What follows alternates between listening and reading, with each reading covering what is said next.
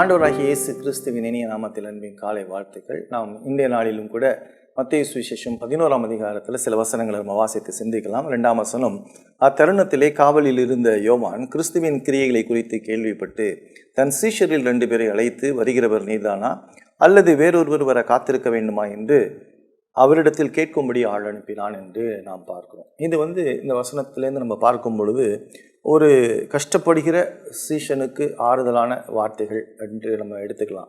இப்போ இந்த யோவான் ஸ்நானகனை குறித்து பார்க்கும் பொழுது இவன் ஏரோதை எதிர்த்து பேசினதுனால அவனை பிடிச்சி சிறையில் வச்சிருக்கிறான். அப்போ சிறையில் வச்சிருக்கிற ஒரு நிலையில் நம்ம பார்க்கும் பொழுது அவன் இனிமேட்டுக்கு விடுதலையாக போகிறது கிடையாது. சீக்கிரத்தில் அவன் வாழ்க்கையில் மரணம் நிகழப் போகிறது.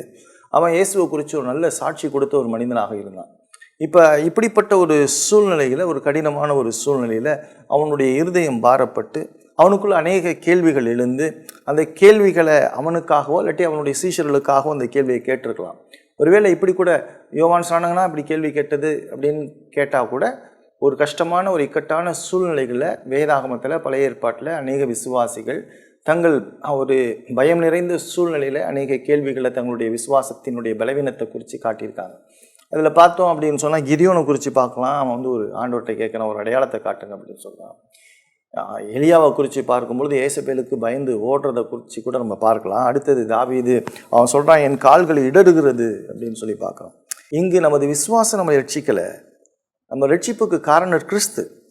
விசுவாசம் பலவீனமானதோ பலமுள்ளதோ காரணர் யார் அப்படின்னு சொன்னால் கிறிஸ்து. நம்ம எப்பொழுதுமே கிறிஸ்துவை தான் சார்ந்து கொள்ளணும், கிறிஸ்துவை தான் பற்றி கொள்ளணும். கிறிஸ்து இல்லாமல் நம்ம எதுவுமே இருக்கக்கூடாது. இங்கே முக்கியமான ஒரு காரியம், நம்மளுடைய விசுவாசம் கிறிஸ்துவின் மீது மாத்திரமே இருக்கணும். அதை தான் இந்த இடத்துல நம்ம இந்த வசனங்களை நம்ம கற்றுக்கொள்கிறோம். அந்த யோவான் ஸ்நானகனுடைய வாழ்க்கையிலிருந்து, அவருடைய சீஷருடைய வாழ்க்கையிலிருந்து கற்றுக்கொள்ளக்கூடிய ஒரு முக்கியமான ஒரு காரியம், நமது விசுவாசம் கிறிஸ்துவை மட்டுமே சார்ந்திருக்க வேண்டும். நம்ம ரட்சித்தது விசுவாசம் இல்லை, அந்த விசுவாசத்துக்கு காரணர் கிறிஸ்து. அந்த கிறிஸ்துவை நீங்கள் விசுவாசிக்கிறீங்களா?